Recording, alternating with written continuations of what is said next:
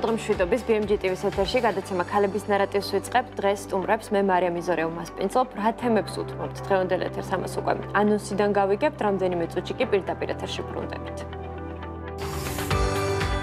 საქმიან კვირას და პარასკევი დღის დასაწყის ქალების ნარატივით ვაგრძელებთ და BMG-ს გამორჩეულ ტელეპროექტში 14 ნოემბერს 11 საათსა და 30 წუთზე მასპინძლობთ ბაია ტუგულაშვილს და მარიამ გელბახიანს. ეროვნული ბანკის სტატისტიკის თანახმად 2025 წლის იანვარ-სექტემბერში ქართულმა ბანკებმა სულ 27371 ახალი იპოთეკური სესხი გასცეს. კრედიტების ეს რაოდენობა წინა წლის ანალოგიურ პერიოდთან შედარებით 11.7% არის შემცირებული. როგორია არსებული დინამიკა უძრავი ქონების ბაზარზე, დეტალურად ქალების ნარატივში ბაია ჰოუმსის დამფუძნებელი ბაია ტუგულაშვილი ისაუბრებს.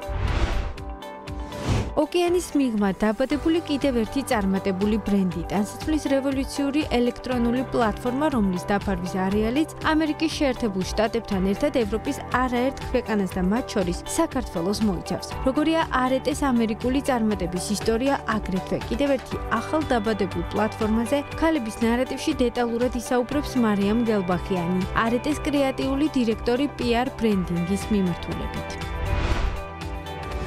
სიახლეებით ქალი მეწარმეების შესახებ და მათი საქმიანი ისტორიებით. ყოველ სამუშაო დღეს ზუსტად 11 საათსა და 30 წუთზე BMG-ს პირდაპირ ეთერში ტელეგადაცემა, რომელიც არ უნდა გამოგრჩეთ. ქალების ნარატივი.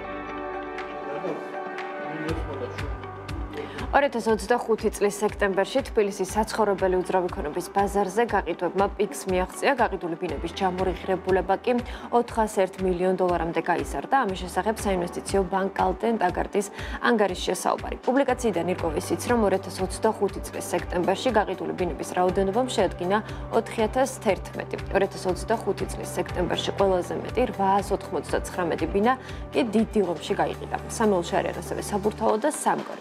რაც შეეხება ფასებს, 2025 წლის სექტემბერში უძრავი ქონების ფასებმა ზრდა განაგრძო და თვიურად 0.3% და 1.1%-ით გაიზარდა პირველად და შესაბამისად მეორად ბაზრებზე. რა ვითარებაა ბაზარზე, თემაზე ვრცლად ბაია ჰოუმსის დამფუძნებელი ბაია ტუგულაშვილი ისაუბრებს. ბაია, მოგესალმებით, მადლობა თქვენი დროისთვის და გადაცემაში სტუმრობისთვის. მოგესალმებით, ასევე ძალიან დიდი მადლობა, რომ მომიწვევთ. რაღაცნაირად ტრადიციად გვექცა ყოველ წელს აქ მოსვლა და წლის შეჯამება. რაც შეეხება უძრავი ქონების ბაზარს, მინდა გითხრათ, რომ მიუხედავად იმისა, რომ გარშემო ალბათ არაფერი არ არის სტაბილური, დღეს ისეთი მოვლენები მიმდინარეობს სოფლიოს მასშტაბით, ჩვენი უძრავი ქონების ბაზარი ნამდვილად ინარჩუნებს სტაბილურობას და ნამდვილად პოზიტიური და დადებითი განწყობა გვაქვს. კი ბატონო, ბაია, სანამ უფრო მეტად ჩავშლიდეთ მიმდინარე, ესე ვთქვათ, ბაზარზე არსებულ ტენდენციებს, მინდა კომპანიის სიახლეებზეც კითხოთ, რა იყო ის მთავარი სიახლეები, რაც 2025 წლის ჭრილში დაგროვდა და რა თქმა უნდა ის მიმდინარე პროექტები, რაზეც მუშაობს ახლა კომპანია. 2025 წელი მინდა გითხრათ, რომ მიუხედავად იმისა, რომ თავიდანვე ბაია ჰოუმსი როცა გაიხსნა, დავპოზიციონირდით იმით, რომ მაქსიმალურად ციფრული კომპანია ვიყავით, დღეს წელს უკვე დავნერგეთ ბაია AI, ესეთი ასისტენტი, AI ასისტენტი, რომელიც სრულფასოვან მომსახურებას გაუწევს ჩვენ დამკვეთებს. შესაბამისად, ეს იმას ნიშნავს, რომ ადამიანური რესურსი იზოგება ცალკე, მაგრამ ამ ადამიანებს არ უწევთ ლოდინი და ძალიან მარტივად ნებისმიერ დროს 24/7-ზე შეუძლიათ, რომ მიიღონ კითხვებზე პასუხი. გარდა ამისა, გავაკეთეთ ახალი ვებგვერდი და გავხდით ექსკლუზიური მართვის კომპანია. აქამდე თუ ვიყავით შერეული, ეხლა ქონებები, რომელიც ბაზარზე გაგვაქვს, არის ბაია ჰოუმსის ექსკლუზივი. კი ბატონო, ანუ ახლა ყველა ის ქონება, რასაც ყიდის კომპანია, არის უშუალოდ მხოლოდ კომპანიის, ესე ვთქვათ, ქონებები, რომელზეც პირადად მემუშაობ, აბსოლუტურად ყველა არის ჩვენი ექსკლუზიურ მართვაში და ეს ძალიან მახარებს. კი ბატონო, ახსენეთ AI, რამდენად იყო დღეს ბაზარზე ამის საჭიროება და რამდენად მნიშვნელოვანია, რომ ყველა სექტორმა ამ განვითარებას, ტექნოლოგიურ განვითარებას აუპას ფეხი? მე ვფიქრობ, რომ საჭიროა 21 საუკუნის გამოწვევებს უპასუხოთ და დრო იყო. ერთ-ერთი პირველი ვართ ბაზარზე, ვინც ამით დაპოზიციონირდა ჩვენთან ერთად სხვათა შორის არაუძრავი ქონების კომპანია, არამედ სხვა ლიდერი კომპანიები არიან წარმოდგენილი ამ პროექტში და მე ვფიქრობ, რომ ნამდვილად ამის დროა. კი ბატონო, რას მისცემს ეს კომპანიას, რა ხელშეწყობაა და განვითარების რა ახალ ეტაპზე გადაიყვანს? კომპანიას ექნება ძალიან დიდი ხელშეწყობა იქიდან გამომდინარე, რომ ბაია AI აბსოლუტურად ყველა უძრავ ქონებაზე ფლობს ინფორმაციას, რაც ჩვენ გვაქვს ამ ეტაპზე, ჩვენ სერვისებზე და ადამიანი, რომელიც არის დაინტერესებული, ამას აღარ სჭირდება ფიზიკურად ლოდინი, არ სჭირდება ადამიანური რესურსი, ძალიან მარტივად AI ასისტენტის დახმარებით შეუძლია მიიღოს ნებისმიერი ინფორმაცია, როგორც უძრავ ქონებაზე, თუ არის ის უძრავი ქონებით დაინტერესებული, ასევე დატოვოს საკონტაქტო ინფორმაცია, თუ არის დაინტერესებული გაყიდვით, შეძენით, მშენებარე პროექტში ინვესტიციით და ასე შემდეგ. მე ვფიქრობ, რომ ძალიან გამარტივდა ამით ადამიანთან ურთიერთობა და კომუნიკაცია მომხმარებელთან და ეს ძალიან დაგვეხმარება ჩვენც იმისათვის, რომ დრო დავზოგოთ და იმ ადამიანებსაც, რომელსაც მაგალითად არ შეუძლიათ ფიზიკურად სამუშაო საათებში კონტაქტი ურჩევნიათ შედარებით გვიან, შედარებით დილით და ამ ყველაფერს AI ძალიან მარტივად პასუხობს. აი, ეს არის საიტში, თქვენს ვებგვერდზე, ოფიციალურ ვებგვერდზე ინტეგრირებული, ხომ ეს? არა მარტო ჩვენ ვებგვერდზე, ცალკეც ლინკის სახით ძალიან აქტიურად მუშაობს. უფრო სწორად, ეხლა დავნერგეთ და აი ეხლა უკვე 2025 წლის ბოლოს უკვე ექნება მთლიანად დასრულებული სრული სახე. უკვე დაიწყო მომხმარებელმა გამოყენება. როგორია უკვე კავშირი, რამდენად მოსწონთ? ძალიან საინტერესო უკვე კავშირია. ნუ თავიდან ჩვენს სატესტო რეჟიმში ვართ და როგორც იცით, ცოტა მოსაბეზრებელია ხოლმე ხანდახან AI-სთან კომუნიკაცია და ვცდილობთ, რომ მაქსიმალურად პროფესიონალური გავხადოთ, ასე ვთქვათ, ბევრი კომპლიმენტების გარეშე რომ შეძლოს მომხმარებელთან უკვე კავშირი. ბაია, შესავალშიც ვახსენეთ, რომ სექტემბერში უძრავი ქონების გაყიდვებმა მიაღწია PIX უშუალოდ კომპანიის ჭილში როგორი იყო ვითარება, როგორ შეაფასებდით სექტემბრისთვის და ზოგადად მე მინდა უკვე ჩაშლად მიმდინარე წელით შევაფასოთ. მომართვიანობა სექტემბრის შემდეგ დაახლოებით 30%-ით გაიზარდა, თამამად მინდა ვთქვა და სექტემბერში განხორციელდა რაღაც გარკვეული პროექტები, რომელშიც მომხმარებელი, ასე ვთქვათ, ნაწყენიც კი დარჩა, იმიტომ რომ ძალიან ბევრმა ადამიანმა ვერ მოასწრო ბინის შეძენა, რომელი ბინებიც მათ სურდათ და ისევ და ისევ გავუსმოვე მას ხაზს, რომ ძალიან გაიზარდა მომართვიანობა, სადღაც 30%-ით ადამიანების რიცხვი, რომელსაც სურთ, რომ შეიძინონ უძრავი ქონება ჩვენს დედაქალაქში, ამას იმიტომ უსმევ ხაზს, რომ ჩვენ ძირითადად თბილისზე ვმუშაობთ და თბილისის შემოგარენზე. აი, უბნებიც არის, ხომ გამოკვეთილი კონკრეტულად სად არის განსაკუთრებით მოთხოვნა გაზრდილი კომპანიის შემთხვევაში, რომელ უბანში მდებარე უძრავი ქონებებია ხოლმე განსაკუთრებით საინტერესო მომხმარებლისთვის. იცი რა არის, ჩვენ შემთხვევაში ძირითადად ცენტრალურ უბნებზე ვმუშაობთ, ვაკე საბურთალოზე. ეს იყო უფრო 2024 წლის ტენდენცია და წელს უკვე საკმაოდ აქტუალური გახდა კომპლექსები. ამას აქვს ძალიან დიდი მნიშვნელობა. ადამიანები იმაზე მეტ მნიშვნელობას ანიჭებენ კომპლექს, ინფრასტრუქტურას და იმ ბენეფიტებს, რასაც გარკვეული კომპლექსი სთავაზობს, ვიდრე მდებარეობას და ვფიქრობ, რომ ეს ტენდენცია ძალიან მომწონს და ძალიან მისაღებია, იმიტომ რომ თბილისს არ აქვს ამხელა რესურსი, რომ ყველამ ცენტრში იცხოვროს და ყველამ მოაკეთოს საბურთალოს ტერიტორია. ამიტომ ძალიან აქტუალურად წამოვიდა დიღალმი, დიდი დიღმის ტერიტორია და თან შევამჩნევდით კიდეც ეს ჩვეულებრივი შეუარაღებელი თვალითაც ჩანს, რომ იქ ძალიან ბევრი მშენებლობა მიმდინარეობს და ასევე ისენ-სამგორის ტერიტორიასაც გამოყოფდი. ვფიქრობ, რომ ბაზარზე წელს ეს ორი ტერიტორია დაპოზიციონერდა იმით, რომ საკმაოდ მოიმატა გაყიდვებმა და ასევე მსურველებმაც. ფასებზეც მინდა გკითხოთ, ფასების კუთხით რა ვითარებაა? თქვენ დაკვირვებიდან გამომდინარე და რა არის მოლოდინები ფასებთან დაკავშირებით, იმიტომ რომ თითქოს ყოველთვის ელოდებიან გაიაფებას, მაგრამ ტენდენცია ვიცით, რომ მუდმივად მზარდია. იცით რა არის, თუ გადავხედავთ ჩვენ რაღაცა 21 საუკუნეს, ესე ვთქვათ, მოდით 2000 წლის შემდეგ, ჩვენ ვნახავთ, რომ უძრავი ქონების ფასების ჩვენთან საქართველოში ყოველთვის იზრდება. სულ რამდენიმე სამწუხარო შემთხვევა იყო, როცა ეს იყო კორონას პერიოდი, თუმცა არც ისე, მაგრამ ყველა ადამიანი, ვინც შეიძინა მაშინ უძრავი ქონება, დღეს ძალიან ბედნიერია და ძალიან კარგი ინვესტიცია გააკეთა და ასევე 2008 წლის ეს ტრაგიკული ამბავი, რაც მოხდა ჩვენ ქვეყანაში. სხვა ყველა შემთხვევაში ჩვენ ქვეყანაში ფასები მატულობს, მიუხედავად მით უმეტეს ეხლა, როდესაც რაღაცნაირად საქართველოს ცდილობს, რომ საინვესტიციო რუკაზე თავისი ადგილი დაიმკვიდროს. ადრე თუ იყო მხოლოდ ჩვენი მეზობელი ქვეყნები დაინტერესებული, დღეს თამამად ვიტყვით, რომ აზიის ქვეყნებიც არიან დაინტერესებული, ევროპიდანაც საკმაოდ ბევრი ინვესტორი არის და ასევე ამერიკიდანაც და ეს რა თქმა უნდა ხელს უწყობს იმას, რომ მოთხოვნა გაიზარდოს და შესაბამისად ფასებიც. კი ბატონო, თქვენი შეფასებით რა აზრდის საქართველოს პოტენციალს უძრავი ქონების ნაწილში ინვესტიციებს გულისხმობ?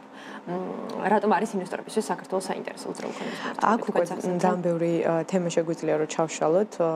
ძალიან საინტერესოა. ჯერ პირველ რიგში დაკვირვება რომ გავაკეთოთ, მე მქონდა რაღაცა სტატისტიკა და ვნახე ჩვენს გარშემო ქვეყნებში უძრავი ქონების ღირებულება და ამ ყველაფერს რო შევადაროთ საქართველოში მით უმეტეს მიუხედავად იმისა, რომ ჩვენ ყველა ვართ, ასე ვთქვათ, ბოლო 5 წელი იმის დაკვირვებაში, რომ პრაქტიკულად 50%-იანი მაჩვენებელი გვაქვს უძრავი ქონების ფასებისთვის, მაინც ყველაზე იაფი ჩვენთან არის უძრავი ქონება და მაინც ყველაზე განვითარებადი ქვეყანა ჩვენს გარშემო ვართ ჩვენ.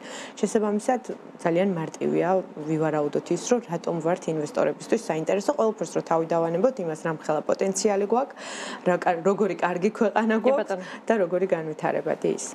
დეველოპერებზე როგორ შეფასებთ იმ კომპანიებს, რომლებიც დღეს ბაზარზე ოპერირებენ, ჩვენ ვიცით, რომ მაგალითად ევროკავშირის სტანდარტების მიხედვით აქ დიდი მნიშვნელობა მდგრადობას და სხვადასხვა მიმართულებით მდგრად მშენებლობას ექცევა. ამ მიმართულებით რამდენად გავიზარდეთ?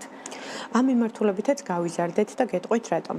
თუ მაგალითად 2023 წელს ყველაზე დიდი მოთხოვნა იყო მაინც ეკონომ კლასზე, დღეს ადამიანები უფრო პრემიალურ სეგმენტზე არიან გადასულები და ისინი ძალიან დიდ მნიშვნელობას ანიჭებენ როგორია მშენებლობა. ადრე მე ვიტყოდი 2 წლის წინ პრაქტიკულად იშვიათად 100-დან 1 ადამიანი თუ დასვავდა კითხვას და იკითხავდა როგორი იყო მშენებლობა, იყო თუ არა ენერგოეფექტური და დღეს ძალიან გაიზარდა ინფორმაცია მომხმარებლებში და შესაბამისად გაიზარდათ მათ მოთხოვნები. და ამ მოთხოვნებს თუ დეველოპერები არ უპასუხებენ ფიზიკურად, მათთვის არის ისევ და ისევ ცუდი. ამიტომ ვფიქრობ, რომ კონკურენცია ამ მხრივ ერთმანეთშიც გაიზარდა და შესაბამისად უფრო და უფრო დაიხვეწა ხარისხი.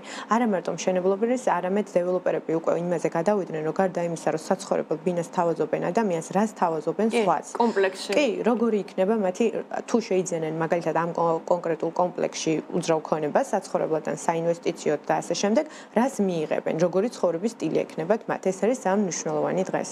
ბაია, როდესაც ვსაუბრობთ მომხმარებლის მოთხოვნებზე, საინტერესოა თქვენი დაკვირვებით, თქვენი კომპანიის გამოცდილებიდან გამომდინარე, რამდენად გაიზარდა მომხმარებელი და დღეს აი რომ შევაჯამოთ, რას ითხოვს ქართველი მომხმარებელი უძრავი ქონებისგან, როგორი ტიპის უძრავ ქონებაზე აკეთებს არჩევანს და რა არის მისთვის დღეს უკვე პრიორიტეტი, იმიტომ რომ ჩვენც ვიცით, რომ ბევრი კომპანია მათ შორის სწორებას აკეთებს უკვე მაგალითად 70% რეკრეაცია, 30% განაშენიანება და ასე შემდეგ.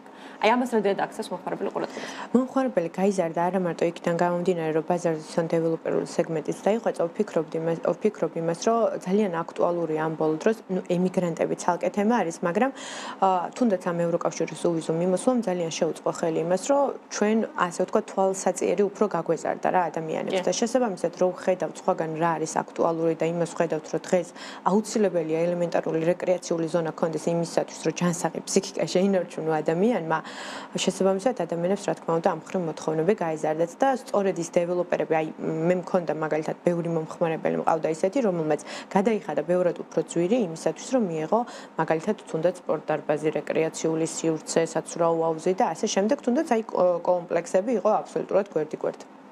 ბაია, თქვენ როგორც ახსენეთ, ექსკლუზიურ, ასე ვთქვათ, უძრავ ქონებებზე მუშაობთ, ხო? იმ უძრავ ქონებებზე, რომლებიც მხოლოდ ბაია ჰოუმსის მართვაშია.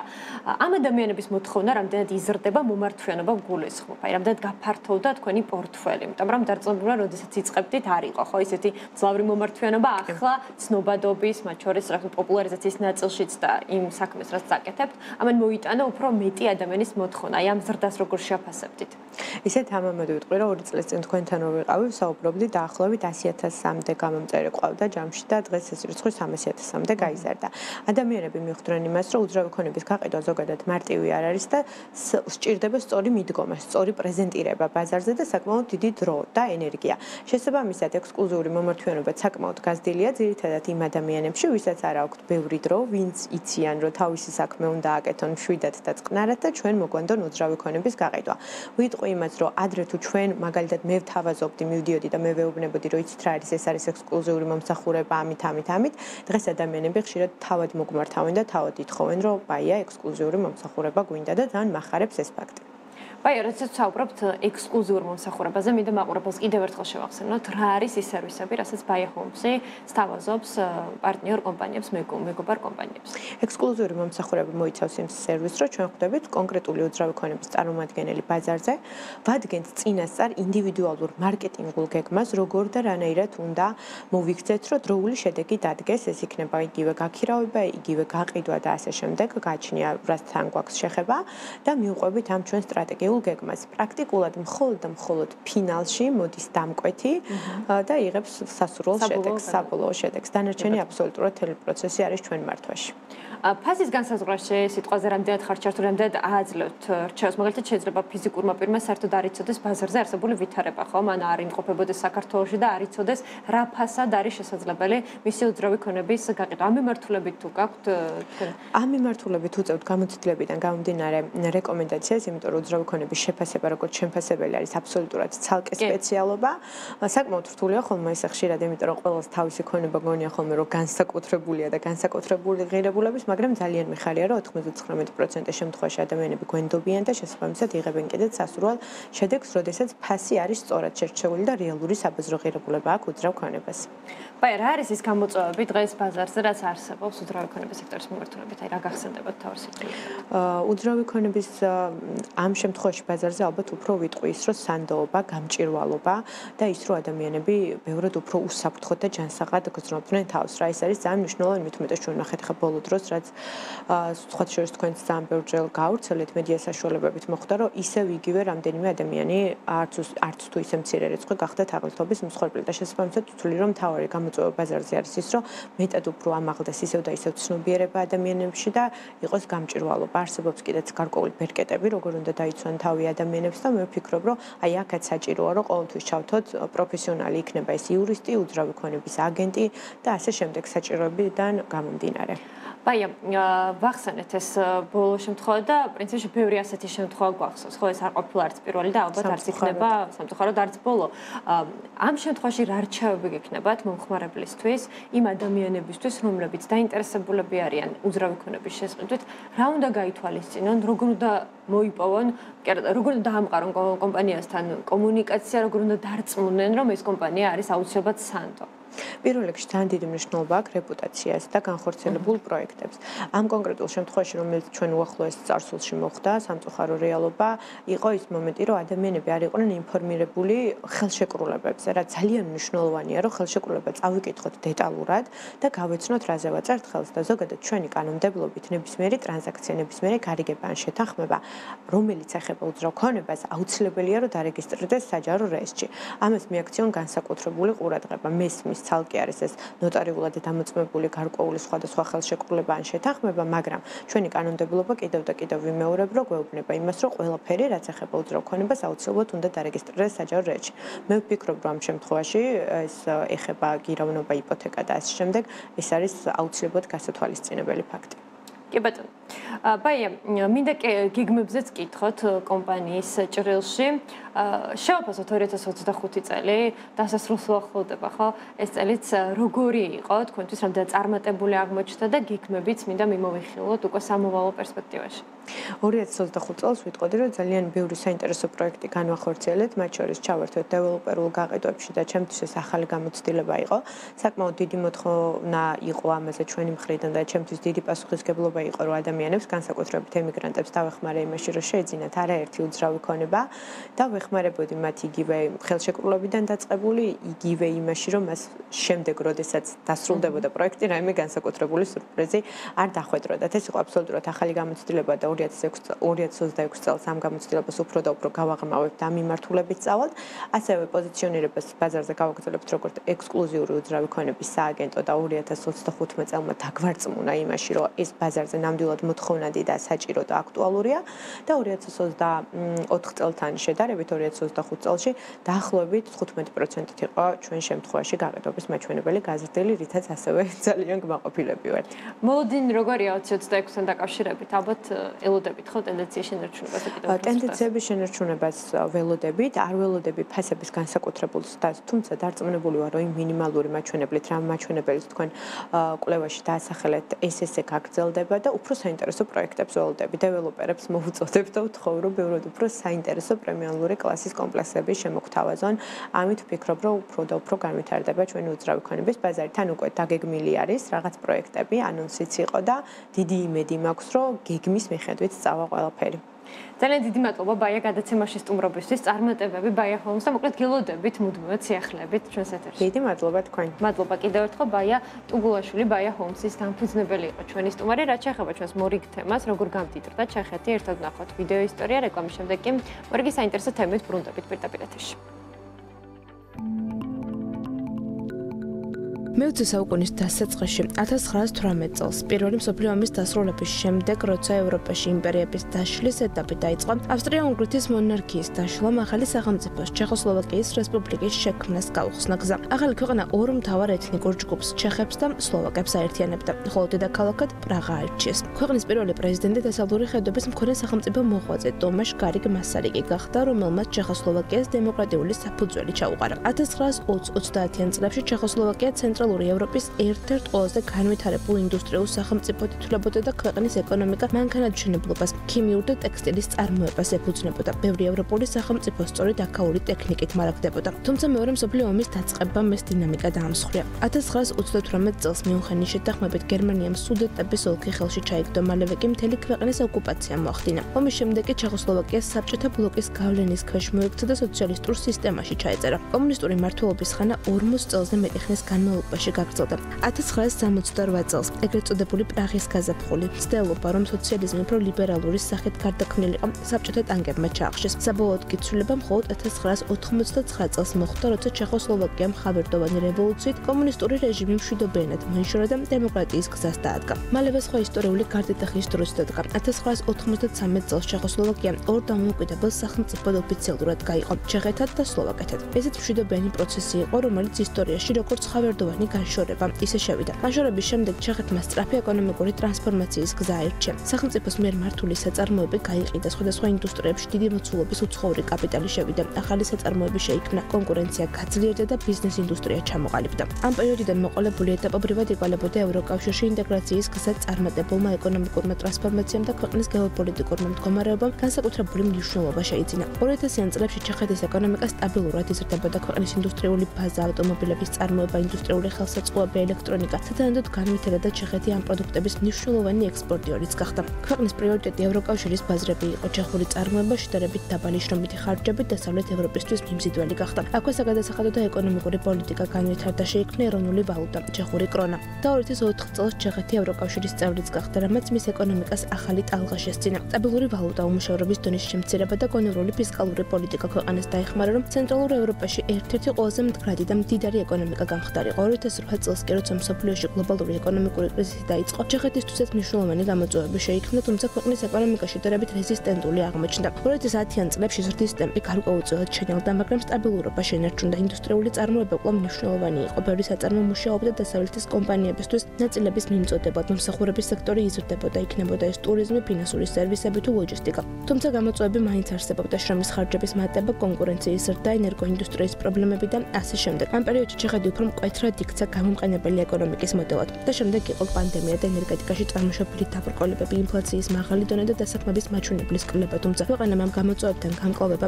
გარკვეულწილად მოახერხა. გასულ 2024 წელს ჩეხეთის რესპუბლიკის ნომინალური მთლიანი შიდა პროდუქტი დაახლოებით 343 მილიარდ დოლარს შეადგენდა. სახელმწიფოს ეკონომიკაში ინდუსტრიის წილმა 37%, მომსახურების სექტორის წილმა 61%, ხოლო სოფლის მეურნეობამ 2% შეადგინა. ამავე წელს ჩეხეთში საშუალო ხელფასი დაახლოებით 59229 ჩეხური კრონა იყო. საერთო ჯამში ჩეხეთის რესპუბლიკა დამოუკიდებლობიდან დღემდე პრაქტიკულად ფეხზე დადგა. ძირეული ეკონომიკური ტრანსფორმაცია განიცადა და ინდუსტრიულად განვითარებულ ეკონომიკად ჩამოყალიბდა, ექსპორტზე ორიენტირდა და შემოსავლებიც გაზარდა. დღეს მისი წარმატებები მნიშვნელოვანი მონაცემებით ჩანს, თუმცა ასევე აშკარაა, რომ განვითარებასთან ერთად გამოწვევებიც არსებობს, რაც ქვეყნის ეკონომიკური სტაბილურობისა და ცხოვრების დონის ზრდისთვის მნიშვნელოვანია.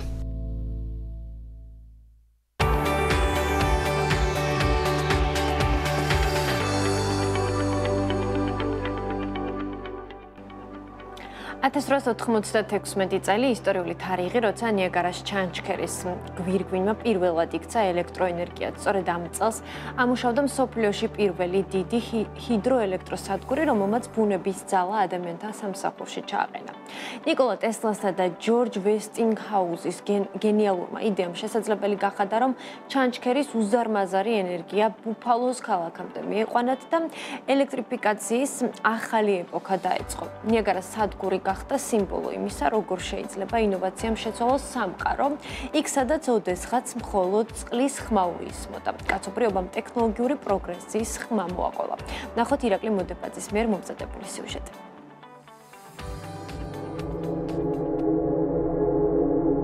1896 წელი ნიაგარის ჩანჩქერის ისტორიაში გახდა ერთ-ერთი ყველაზე მნიშვნელოვანი თარიღი. სწორედ ამ წელს ამოქმედდა მსოფლიოში პირველი მასშტაბური ჰიდროელექტროსადგური, რომელმაც ელექტროენერგიის წარმოება და დისტანციური გადაცემა ახალ ეპოქაში გადაიყვანა. პროექტი დაფუძნდა ინჟინერ ედვარდ დეინ ადამსის ხელმძღვანელობით და ეფუძნებოდა ნიკოლა ტესლასა და ჯორჯ ვესტინგჰაუზის მიერ შემუშავებულ პოლიფაზურ ალტერნატიულ დენის სისტემას. ეს იყო ინოვაციური ტექნოლოგია, რომელმაც დაამტკიცა, რომ შესაძლებელი იყო ენერგიის გადაცემა ათეულობით კილომეტრის მანძილზე დანაკარგების გარეშე. ფაქტი, რომელმაც საბოლოოდ დაასრულა ეგრეთ წოდებული დენის ომი და ალტერნატიულ დენს უპირატესობა მიანიჭა პირდაპირ დენზე. სადგურის მშენებლობა 1890-იან წლებში დაიწყო და ურთულეს საინჟინრო ამოცანას წარმოადგენდა. საჭირო იყო უზარმაზარი მიწისქვეშა გვირაბების გამოთხრა, რომლითაც ჩანჩქერის წყალი ტურბინებამდე მიეწოდებოდა. პროექტზე მუშაობდნენ იმ დროის წამყვანი ინჟინრები და კომპანიები. ტურბინები შეიმუშავა IP Morris კომპანიამ, გენერატორები კი Westinghouse Electric-მა. მშენებლობაში მონაწილეობდა ასევე შვეიცარიული კომპანია Fish and Picard, ხოლო არქიტექტურული დიზაინი განახორციელეს ამერიკელმა ოსტატებმა, McKim, Mead and White-მა, რომლებმაც შექმნეს იმ დროისათვის უნიკალური ელექტროსადგურის შენობა, ცნობილი როგორც Adams Power Station. პირველი გენერატორები ამოქმედდა 1895 წლის აგვისტოში, ხოლო 1896 წელს ნიაგარას ჰიდროელექტროსადგურმა ოფიციალურად დაიწყო ელექტროენერგიის მიწოდება ქალაქ ბუფალოსთვის, რომელიც ჩანჩქერიდან დაახლოებით 40 კილომეტრითაა დაშორებული. სწორედ ეს ფაქტი ითვლება პირველ შემთხვევად ისტორიაში, როდესაც ბუნებრივი წყლის ენერგია წარმატებით იქნა გარდაქმნილი და გადაცემული ასეთ დიდ მანძილზე. სადგურმა რამდენიმე ათეული ათასი ცხენის ძალის ექვივალენტური სიმძლავრე გამოიმუშავა. ეს იმ დროისთვის წარმოუდგენელი მაჩვენებელი იყო. ნიაგარას პროექტმა არა მარტო დაამტკიცრა ჰიდროენერგიის უდიდესი პოტენციალი, არამედ იქცა მოდელად სხვა ქვეყნებისთვისაც, რომლებიც მალევე შეუდგნენ მსგავსი სადგურების აშენებას. ნიაგარას ჩანჩქერის ბუნებრივი სილამაზის შესანარჩუნებლად 1950 წელს ამერიკასა და კანადას შორის გაფორმდა ხელშეკრულება, რომელიც ზღუდავს წყლის გამოყენების ოდენობას ჰიდროელექტროსადგურების მიერ. ხელშეკრულებით დადგენილია, რომ ტურისტულ სეზონზე, ანუ 1 აპრილიდან 31 ოქტომბრამდე დღის განმავლობაში ჩანჩქერზე უნდა გადმოიღვაროს მინიმუმ 2800 კუბური მეტრი წამში წყალი, ხოლო ღამით და ზამთარში 1400 კუბური მეტრი წამში. ხელშეკრულების შესრულებას აკონტროლებს International Niagara Board of Control, რომელიც იყენებს NOAA-ის საზომ სადგურს ჩანჩქერის ზემოთ. ზამთარში ნიუ-იორკის ენერგეტიკული სააგენტო და Ontario Power Generation-ი ერთად მუშაობენ, რათა ნიაგარის მდინარეზე ყინულის დაგროვებამ არ შეაფერხოს ელექტროენერგიის გამომუშავება და არ გამოიწვიოს ნაპირების დატბორვა. ამ თანამშრომლობის ერთ-ერთი შედეგია 2700 მეტრიანი ყინულის დამბა, რომელიც ხელს უშლის ყინულის დაგროვებას და ამავე დროს წყლის დინებას არ აფერხებს. 2005 წლის აგვისტოში Ontario Power Generation-მა დაიწყო მასშტაბური საინჟინრო პროექტი Niagara Tunnel Project, რომლის მიზანი იყო ენერგიის გამომუშავების გაზრდა. აშენდა ახალი 12.7 მეტრიანი დიამეტრისა და 10.2 კილომეტრიანი სიგრძის მიწისქვეშა გვირაბი, რომელიც ოფიციალურად ამოქმედდა 2013 წლის მარტში. ამ პროექტმა სადგურის საერთო სიმძლავრე 150 მეგავატით გაზარდა და დამატებით წყლის მიწოდება შესაძლებელი გახადა მდინარის უფრო ზემოთ მდებარე წერტილიდან.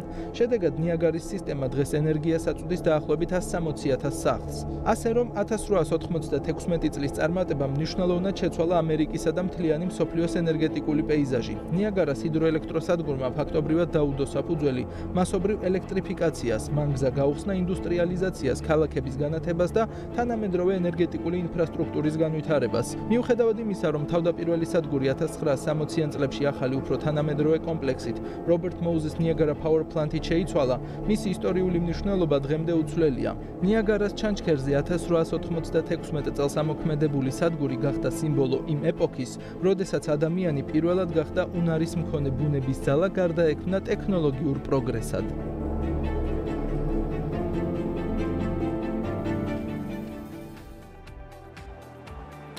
კრისტალ ჯგუფის ხელმძღვანელი ვლადიმერ სტეფანიანი დააკავეს. ამის შესახებ ფინანსთა სამინისტროს საგამოძიებო სამსახურში გამართულ ბრიფინგზე გასულ კვირას განაცხადეს. უწყების განცხადებით სტეფანიანის დაკავება დიდი ოდენობით უკანონო შემოსავლის ლეგალიზაციის ფაქტს ეხება. საგამოძიებო სამსახურის განცხადებით მან დიდველზე ნებართვის გარეშე თვითნებურად დააშენა 5 სასტუმრო აპარტამენტი, მოაწყო კერძო სათხილამურო ტრასა.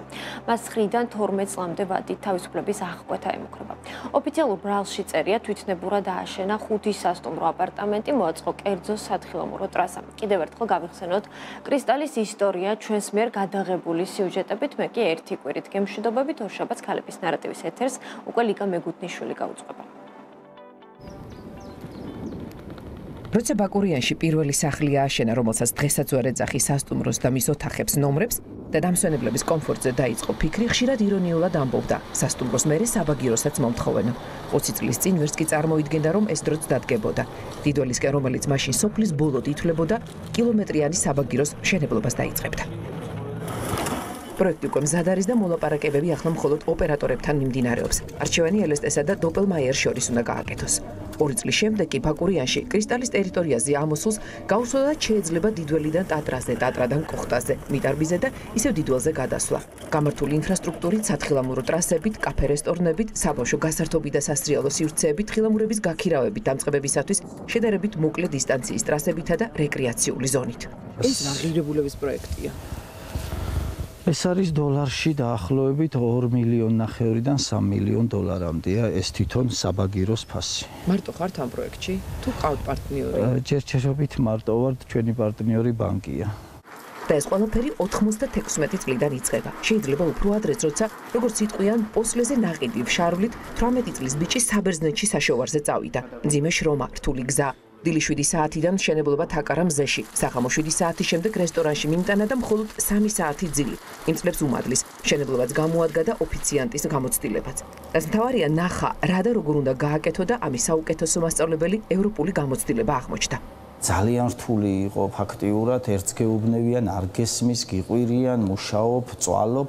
მე ფაქტიურად ენის პრობლემა რომ მოიხსნა იქ რესტორანშიც მუშაობდი მიმტანად ევროპამ რა მომცა ვნახე რა ნაბიჯებით შეიძლება იქ მისვლა ეს იყო სწორი მიზანი გათვლილი მიზნამდე მისასვლელი გზა დაუღალავი შრომა არც ერთი დღე არ უფიქრია დარჩენა ბაკურიაში დაბრუნდა მაშინვე როგორც კი გაიგო რომ აღარ ისვრიან დღევანდელი ძველი კრისტალის ადგილას 7 ოთახიანი და არა ნომრიანი გესტ ჰაუსი ააშენა. ერთი საერთო სველი წერტილით. მერე მიხვდა რომ ყოველს თავისი უნდა ქონოდა. უწყვეტი დენი, სითბო და ცხელი წყალი აუცილებელი იყო და მისი სახლი დამსვენებელს ვერ აუდიოდა.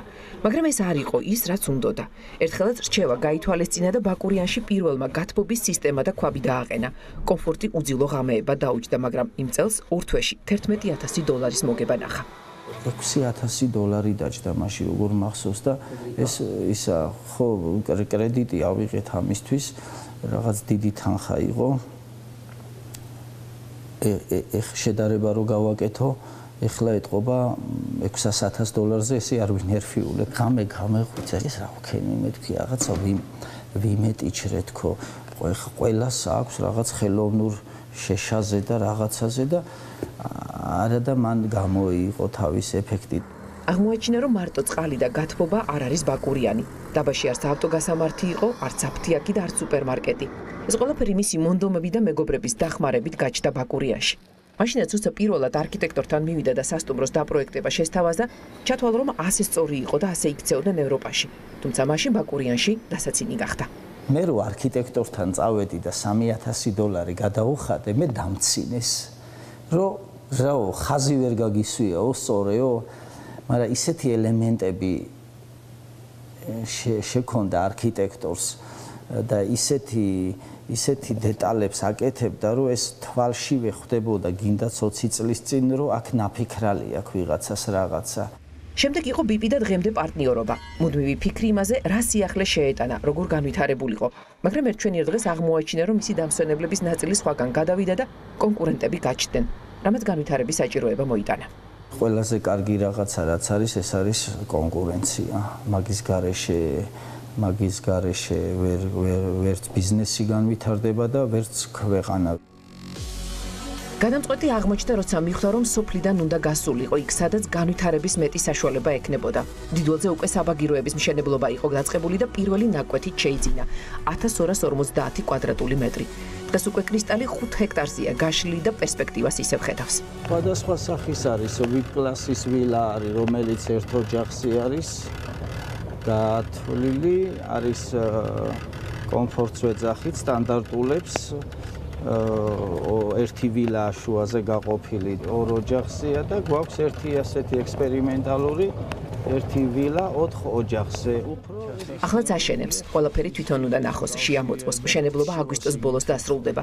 ხარისხი მთავარია. აპარტამენტების 50% გაყიდულია. ვალდებულებებს როცა იღებს, ცდილობს რომ პირობა ბოლომდე დაიცვას. სანამ დაიწყებს, ბერს ფიქრობს, არ ჩქარობს. როცა ბიზნეს წესებსა და განათლებაზე ლაპარაკობს, თვლის რომ ტექნიკუმის განათლება არასაკმარისია, მაგრამ შესაძლოა სერიოზულ განათლებას მისი ბიზნეს გადაწყვეტილებებისთვის ხელიც კი შეეშალა. ერთადერთი რასაც ნანობს, ეს ენის არ ცოდნაა. არასდროს უფიქრია ბაკურიანიდან წასვლაზე. უნდა რომ მისი საქმე შვილებმა გააგრძელო. მისგან განსხვავებით შვილებს აშენებულის შენარჩუნება განვითარება ექნებათ საზრუნავი. გაფიქრებას უჭირს, რომ შეიძლება ამ საქმით შვილები არ დაინტერესდნენ. საოჯახო ბიზნესი უნდა რომ როგორც ევროპაში მამიდან შვილზე, შვილიდან შვილიშვილზე გადადიოდეს. ბაკურიანი კი სულ სხვანაირი უნდა რომ ნახოს. ეს სურვილი ზამთრის კურორტებიდან დაბრუნებულ სულ უფრო უმძაფრდება. იმეც 2023 წლის მსოფლიო ჩემპიონატზე ამყარებს. ამ 5 წელიწადში დიდ ცვლილებებს ელოდება. ინფრასტრუქტურის მხრივ ზოგადად კურორტს არ გავს ბაკურიანი თუ ბუნებას არ მივაქცევთ ყურა თვითონ ინფრასტრუქტურა არ შეესაბამება იმ გაპიარებულ ბაკურიანის კურორტს. ბევრი რამეა გასაკეთებელი. საკუთარი პროგრამა მინიმუმი 2 წელიწადზე უკვე გაწერილი აქვს. ახალი კრისტალი საბაგირო პარკი, სარეკრეაციო ზონა, რომელზეც უკვე ზრუნავს. წელს მიმდებარე ტყის ნაწილი გაასუფთავა. მომავალ წელს დამსვენებელს ტყეში ბილიკები, სავარძლები, მოსასვენებლები და შესაძლოა ის ცხოველებიც დახვდეთ, რომ თანაც ბავშვები თამაშს შეძლებენ. ისაც ბაკურიანში არასდროს არ გააკეთებს ეს მრავალსართულიანი შენობების მშენებლობა. უნდა რომ აქ ევროპული სტანდარტი გაჩნდეს და არა ქაოტური მშენებლობები და მხოლოდ ფულის კეთებაზე ორიენტირებული ინვესტორები. ჩემს თვალწინ ძალიან ბევრი სასტუმრო აშენდა აი ამ 20 წელიწადში აურზაურით მილიონებით სახელებით და აღარ არიან ის სასტუმროები იქიდო მხოლოდ ბიზნეს გათვლა დღეს ეს ავაშენო და ფული მოვიგო მე პატრონეზის თბილისში და რეკავს ფული და არ არის აქ ფული ესე ადვილად არ მოდის. როცა საქმეზე ლაპარაკობს, მიუხედავად იმისა, რომ ის არის ინიციატორიც გადაწყვეტილების მიმღების და შემსრულებელიც ყოველთვის ამბობს, ჩვენ და არა მე. თითქმის არასდროს პასუხობს ზუსტად კითხვაზე, რა თანხით დაიწყო, ან დღეს რა კაპიტალს ფლობს. მე მგონი ყველა კომპანიას მილიონზე მეტი აქვს ბრუნვები და ზოგს რამოდენიმე მილიონიც კი აქვს ბრუნვა.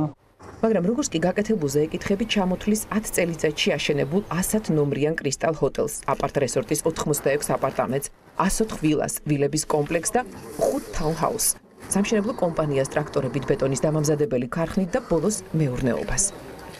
2014-ში რძის გადამამუშავებელი ქარხანა გახსნა და საკუთარი ყველის წარმოება შეუდგა.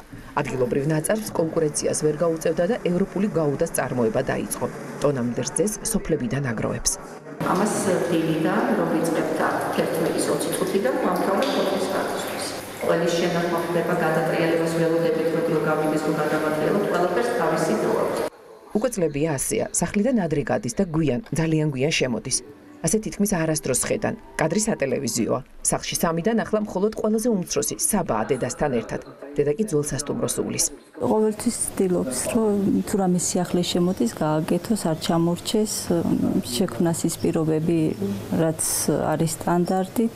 წლების წინ საბერძნეთში საშოვარზე წასული ბაკურიანელი მძღოლისა და სასტუმროს დიასახლისი შვილის ოცნებები უფრო მოკრძალებული იყო. დღევანდელ რეალობასთან შედარებით, თუმცა შრომის ფასად ცხოვრებას რომ შეცვლიდა, ეს ზუსტად იცოდა. ის კი წარმოუდგენელი იყო, ოდესღაც სალონიკის რესტორანში დაქირავებულ მიმტას წლების შემდეგ ყოფილი მეპატრონე პარტნიორობას რომ შესთავაზებდა და დახმარებას თხოვდა. ყოველთვის ამბობს, რომ ეს იყო ყველაზე მძიმე პერიოდი, მაგრამ საუკეთესო წლები და საუკეთესო გამოცდილება. ევროპა, რომელიც ყველაზე მთავარი მასწავლებელი აღმოჩნდა მის საქმეში.